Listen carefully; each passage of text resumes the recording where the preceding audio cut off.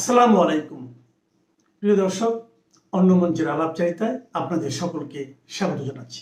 চিন্তা করতে পারেন এই আত্মঘাতী জঙ্গিগুলো এখন তো নানান খবর বেরিয়েছে, সে নর্থ ইস্ট নিউজ থেকে শুরু করে এবং কি একেবারে শুরু থেকে ব্রিগেডিয়ার শাখাওয়াত সবাই বলেছে যে স্নাইপার, এখন জানা গেছে যে সেনাবাহিনীর অফিসাররা তারা রাস্তায় স্নাইপারের কাজ করেছে, শিশুদের হত্যা করেছে, জঙ্গিরা জঙ্গিদের হত্যা করেছে।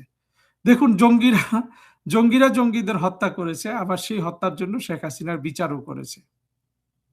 আপনারা যারা আমার এই ভিডিও শুনছেন তারা একটু নিজেদেরকে জিজ্ঞেস করেন তো, এটা কত বড় অন্যায়। শেখ হাসিনা তো স্পষ্ট বলে দিয়েছেন, ডক্টর হাসান মাহমুদের সাথে শেখ হাসিনার যে টেলিফোন আলাপ ইউনুস ফাঁস করেছিল, আপনারা শুনেন নাই? শেখ হাসিনা বলেছে না যে আমি চলে যাব, কারণ আমি আর এসব মৃত্যু হোক, এইসব একটাও মৃত্যু হোক আমি দেখতে চাই না।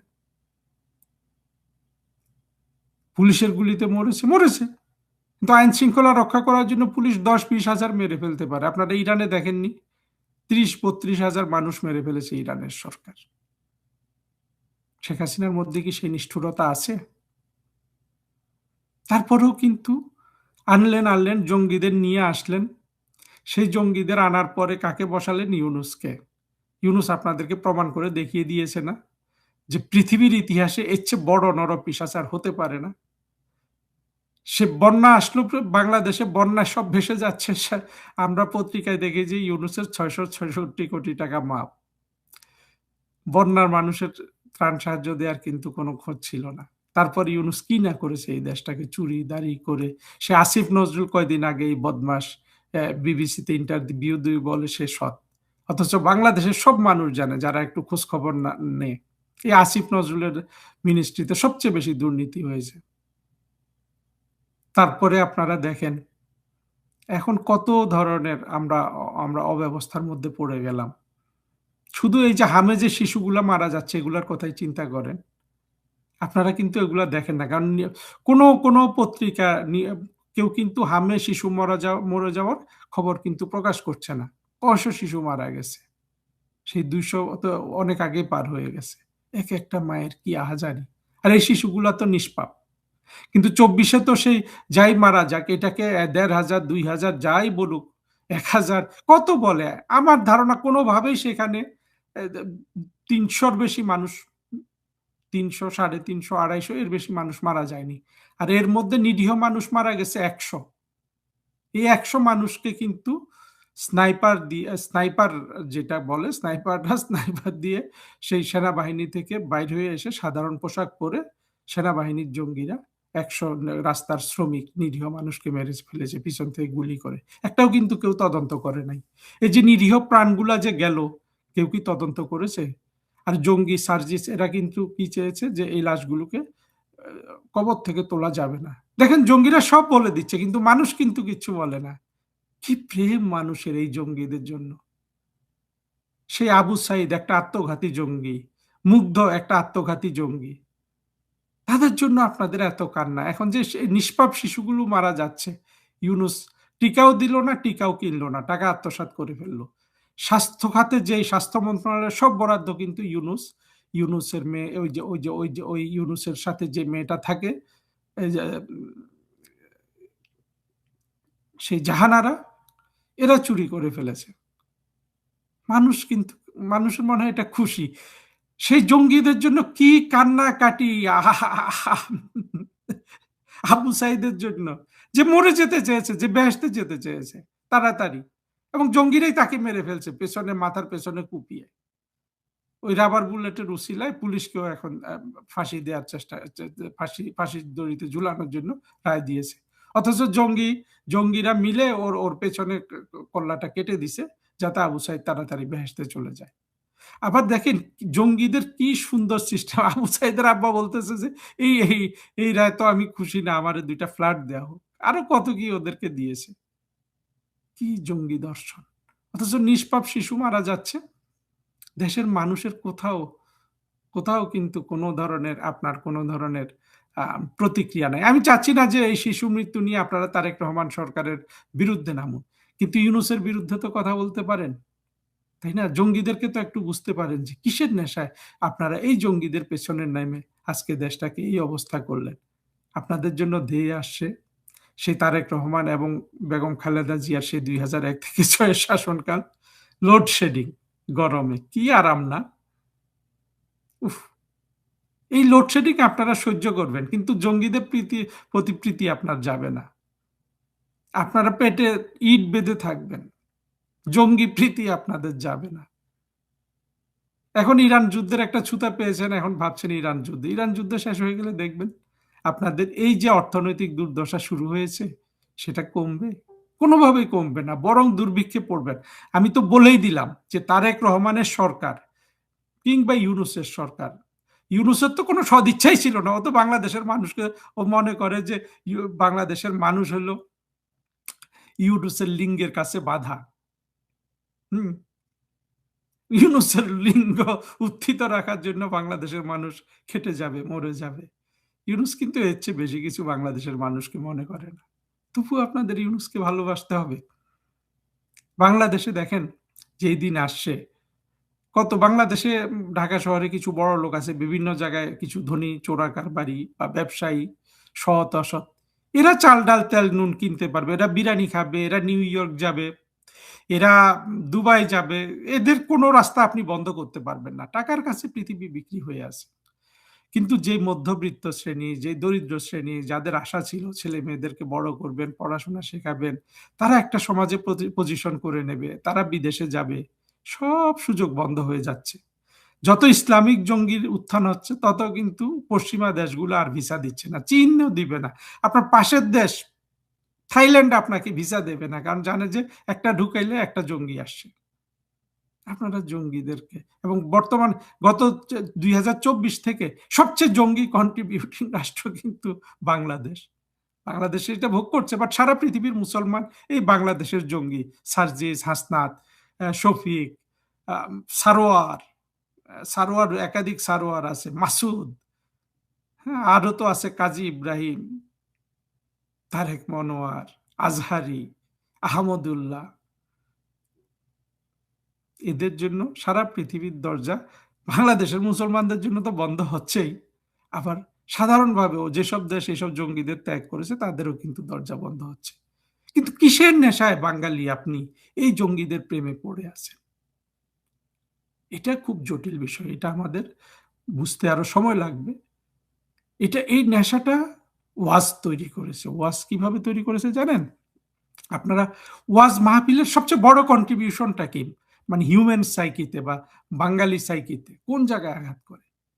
সারাক্ষণ আপনাকে অপরাধী, আপনার যেন জন্মই আজন্ম পাপ হয়ে গেছে মানুষ হিসাবে, একটা নিষ্ঠুর আল্লাহকে প্রতিষ্ঠিত করে, এবং সারাক্ষণ আপনাকে শোনাচ্ছে আপনি কতভাবে বিচ্যুত, আপনি দোজখে চলে যাবেন। এই যে ভয়, শিশু কিশোর 7 বছর 3 বছর পরিবার থেকেও দেয়, ওয়াজেও দেয়, এই সারাক্ষণ ভয়। আর এটা তো একটা সন্ত্রাস মানুষের উপর, এমন সন্ত্রাস মানুষ বুঝতেও পারে না। এই যে ত্রাসটা সৃষ্টি করে, এই ত্রাসের কারণে বাঙালি আজ কিন্তু এই জঙ্গিদের কাছে ধরা। সে কোনো না কোনোভাবে মনে করে যে জঙ্গিদের পেছনে না গেলে আমার মুক্তি নেই, আমি বেহেশতে যেতে পারবো না। অপরাধটা কি সেও জানে না।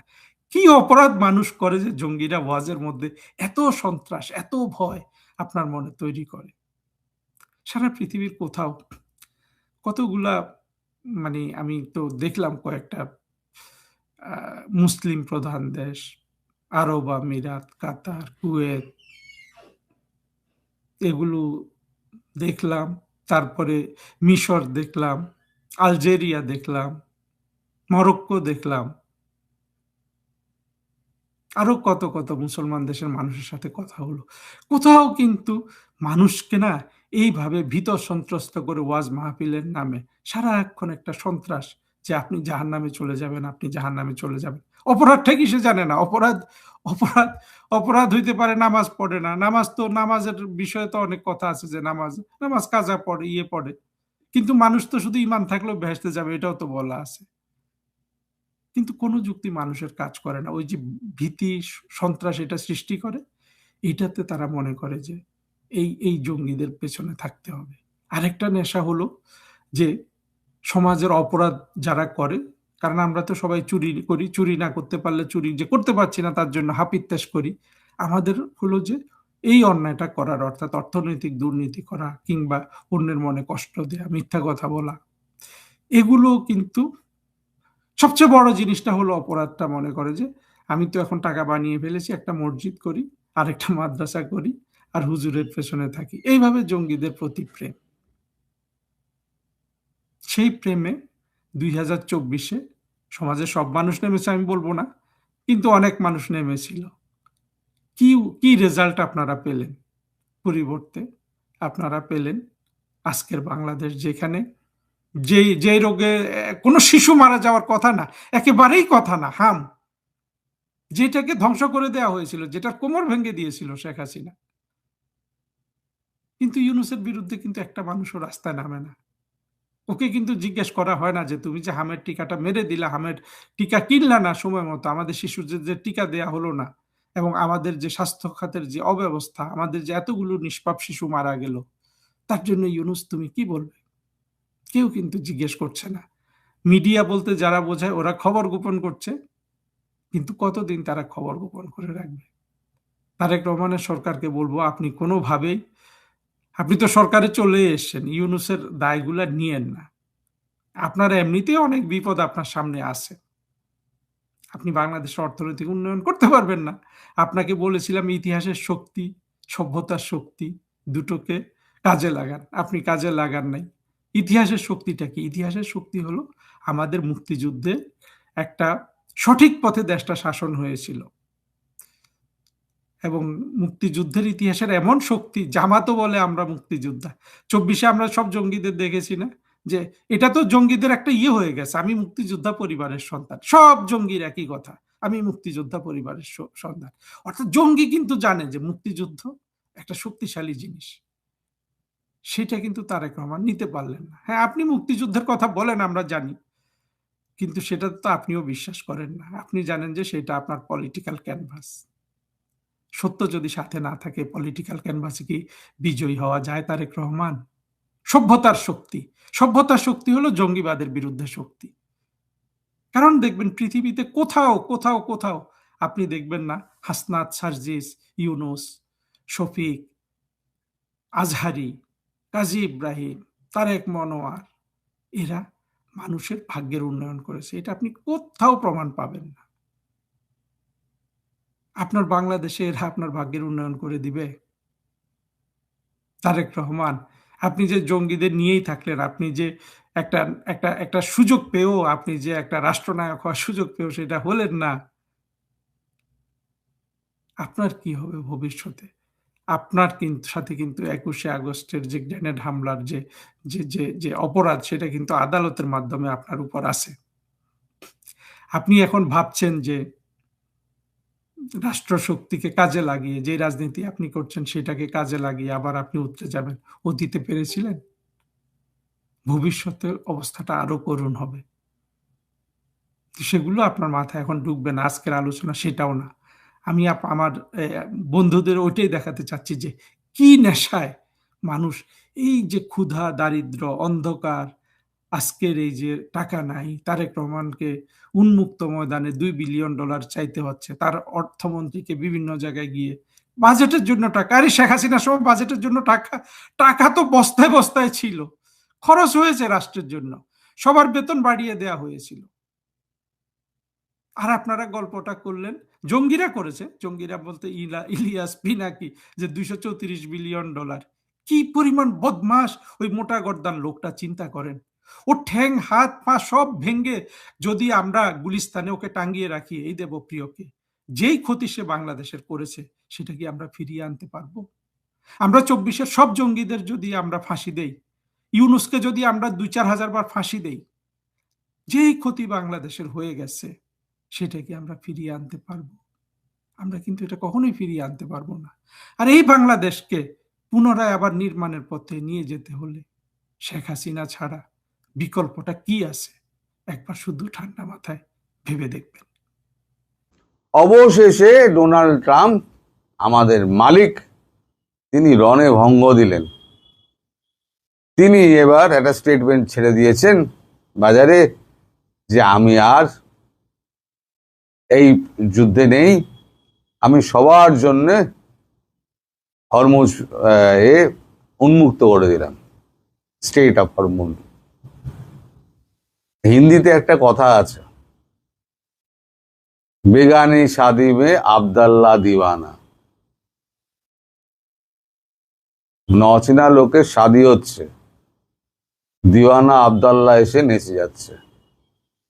তা আমাদের মালিকের অবস্থা হলো তাই, বেগানি শাদি মে আবদাল্লা দিওয়ানা। কোথায় ছিলেন আপনি? আমেরিকা, কোথায় হচ্ছে গিয়ে এশিয়ার একটা দেশ ইরান। ইরানের আভ্যন্তরে অনেক সমস্যা রয়েছে, তার দেশের লোক বুঝে নেবে। আপনি হঠাৎ ঝাঁপিয়ে পড়লেন কেন? নিজের গুরুত্ব বাড়ানোর জন্য। আর আপনি যে মাটি খাবেন, আপনার যে এই দশা হবে, সেটা তো আমি অনেক আগেই আন্দাজ করে বলেছিলাম। উনি শেষ চেষ্টা করেছিলেন পরশু দিনকে, আপনারা সবাই জেনে গেছেন যে নরেন্দ্র মোদীকে উনি ফোন করেছিলেন, আমরা আপনাকে খুব ভালোবাসি, অমুক তমুক অনেক কথা বলেছেন। নরেন্দ্র মোদীও ভালো ভালো কথা বলেছেন, কিন্তু তার বাইরে কোনো কথা প্রকাশ্যে আসেনি। এখন চোরাগোপ্তা দুদিন বাদে যে কথা শোনা যাচ্ছে, সেটা হচ্ছে নরেন্দ্র মোদীকে উনি পাশে চেয়েছিলেন। এই যে ইরান ভার্সেস ইসরায়েল আমেরিকার যে যুদ্ধ, সেই যুদ্ধে নরেন্দ্র মোদীকে অর্থাৎ ভারতকে তিনি পাশে চেয়েছিলেন। নরেন্দ্র মোদী পরিষ্কার মুখের উপর বলে দিয়েছেন, মিস্টার ট্রাম্প, এই যুদ্ধ শুরু করেছেন আপনি, শেষ করবেন আপনি। যুদ্ধ শুরুর সময় আপনি আমার মতামত নেননি, যুদ্ধ যখন এসে অন্তিম পর্যায়ে দাঁড়িয়ে আছে এবং হার যখন আপনার নিশ্চিত, তখন আপনি এখন শান্তি চুক্তির জন্য এখন ভারতকে বলছেন। এখন ভারত যাবে কেন? আপনি ভারতের সঙ্গে যা যা করেছেন, যে বিশ্বাসঘাতকতা করেছেন, সেগুলো কিন্তু আমি ভুলবো না। এই সমস্ত কথা নাকি হয়েছে, ভেতরে শোনা যাচ্ছে। আরো অনেক কথা হয়েছে, তাদের মধ্যে এতক্ষণ ধরে কথা হয়েছে যখন নিশ্চয়ই হাই হ্যালো আর আমি আপনাকে ভালোবাসি, ভারতবাসীকে ভালোবাসি, এর মধ্যে তো সীমাবদ্ধ ছিল না। আরো অনেক কথা হয়েছে, ফিসফাস এইটুকু কথা শোনা যাচ্ছে। তারপর যে উনি ফোন কেটে দেন, তারপর আর ফোন করেননি। এরপরই তার ঘোষণা, আমি হরমুজ আমি ছেড়ে দিচ্ছি, সমস্ত জাহাজ চলাচল করুন। আরে আপনি তো হরমুজের তালগোল তো পাকিয়ে দিয়েছেন, হরমুজ তো ছিল, তো ফ্রি ছিল। আপনি তো ইরানকে অ্যাটাক করে আপনি হরমুজকে একটা অস্ত্র হিসেবে ব্যবহার করা ইরানকে শিখিয়ে দিয়েছেন। এখন আপনি বাঘ এখন রক্তের স্বাদ পেয়ে গেছে, তার দেশ যা ধ্বংস হয়েছে, সে বলছে আমি এখন টোল নিয়ে ওই দেশকে আমি ঠিক করব, কারণ আমার তো কেউ পয়সা দেবে না, আমায় কেউ সাহায্য করবে না, তাহলে আমি কি করে করব? তার দেশ সারা বিশ্বকে আপনি আরো একটা অশান্তির মধ্যে ফেললেন, যেখানে এখন প্রত্যেকটা দেশকে টোল দিয়ে আমাদের এখানে হরমুজ প্রণালী পার হতে হবে, একমাত্র ভারত আর চীন ছাড়া। ভারত আর চীনকে নয়। এবার এখানে একটা গোঁজামিল দিয়ে রেখে দিয়েছেন, একেবারে যে উনি ছেড়ে দেবেন তা তো নয়, সেই বান্দা উনি নন। গোঁজামিল থেকে দিয়েছেন একটা, সেটা একটা বলে রেখে দিয়েছেন যে যারা, প্রথম হচ্ছে চায়না নাকি বলেছে অস্ত্র সরবরাহ করবে না। উনি তো মুখে অনেক কিছু বলেন, সপক্ষে কোনো দলিল দেখাতে পারেন না, পরক্ষণই আবার কালকে সকালবেলা পাল্টি খেয়ে যাবেন। তো যাই হোক, আবার দ্বিতীয় একটা গোঁজামিল রেখে দিয়েছেন যে ওই হরমুজ টানেল দিয়ে, স্ট্রেট অফ হরমুজ দিয়ে ইরানের বন্দরে না ফেরার শর্তে সমস্ত জাহাজকে আমি ছেড়ে দেবো। আরে ইরানের বন্দরে তো ভারতের জাহাজ তো যাবে, ভারতের জাহাজে আপনি একটা মিসাইল মেরে দেখুন। আপনার যদি ক্ষমতা থাকে, ডোনাল্ড ট্রাম্প ভারতের জাহাজ গিয়ে ইরান থেকে তেল নেবে আপনার চোখের সামনে, আপনার যদি ক্ষমতা থাকে, তাহলে আপনি একটা ভারতীয় জাহাজে একটা আক্রমণ করে দেখুন। আপনার যে কটা জাহাজ এসছে না, নিমিষ থেকে আরম্ভ করে ওই আব্রাহাম লিঙ্কন পর্যন্ত 6টা জাহাজ, একটাও আস্ত থাকবে না, একটাও আস্ত থাকবে না। 6টা সাবমেরিন পাঠিয়েছেন, 6টা সাবমেরিনই একবার সমুদ্রের তলায় চলে যাবে, ওখানে মারবে 3 জন মিলে। আপনি ভিতরের কি খবর রাখেন না রাখেন আমি জানি না, আর উইজক্রফটকে আপনি রেখে দিয়েছেন, সেটা না জানে কূটনীতি, না জানে অর্থনীতি, না জানে বিশ্ব রাজনীতি, সেটা গিয়ে বড় বড় কথা বলে। আর আপনার একটা জামাই আছে কুলাঙ্গার, জ্যারেড কুশনার, সেটা আর এক কাঠি দর, মানে তিনি তো আবার বড় বড় ভাষণ দেন, কিচ্ছু জানেন না, একটা গোমুখ্য একেবারে যাকে বলে।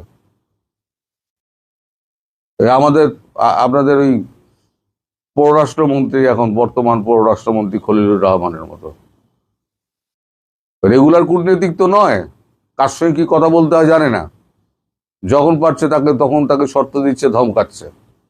আরে উল্টো পক্ষে কে আছে দেখতে হবে তো, বুঝে কথা বলতে হবে তো। আপনি যতই কঠিন প্রশ্ন করুন, যতই মানে অপ্রীতিকর প্রশ্ন করুন, আমাদের বিদেশমন্ত্রী জয়শঙ্করজি কখনো তার মুড খারাপ করবেন না, তিনি হাসতে হাসতে যোগ্য জবাব দিয়ে দেবেন। একবার তাকে একটা পাকিস্তানি পত্রকার একটা ফোন করেছিলেন, কোশ্চেন করেছিলেন যে আপনার কি মনে হয় না যে পাকিস্তান ভারতের মধ্যে এই যুদ্ধে এই সম্পর্কটা স্বাভাবিক করার চেষ্টা করা হোক, আপনার দিক দিয়ে কোনো পদক্ষেপ তো দেখতে পাচ্ছি না, এটা খুঁচিয়েছিলেন।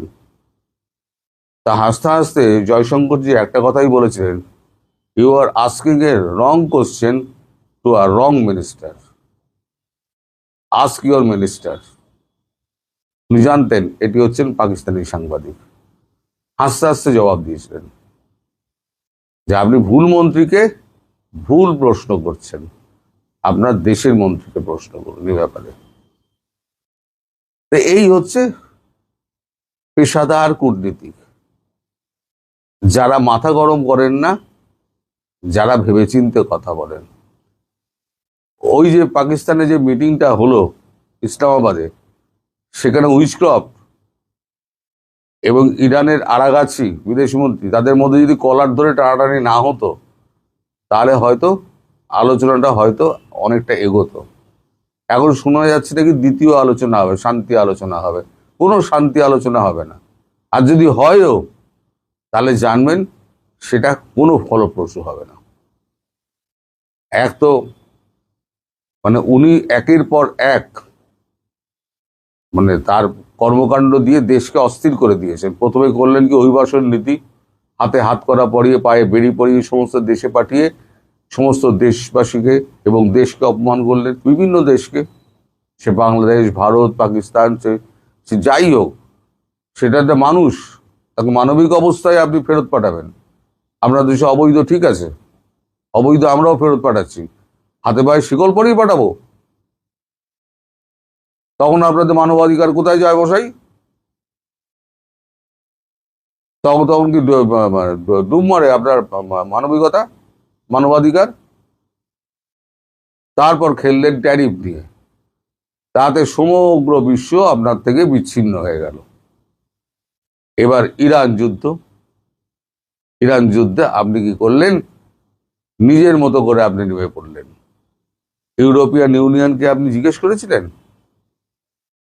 আর একটা ঘাতক সিদ্ধান্ত আপনি নিলেন, সেটা হচ্ছে ন্যাটো থেকে নিজেকে বিচ্ছিন্ন করে নেবেন, যেটাতে কংগ্রেসের অনুমোদন লাগে, কিন্তু কংগ্রেসের অনুমোদন তিনি নেননি। তিনি এক্সিকিউটিভ অর্ডারের ভিত্তিতে তিনি একদম এই সিদ্ধান্ত জানিয়ে দিলেন। আসলে তিনি মনে করছেন তিনি আমেরিকার রাজা, আর বাকি বিশ্ব এবং বিশ্ববাসী সব তার প্রজা, তিনি যা মনে করবেন সেটাই হবে।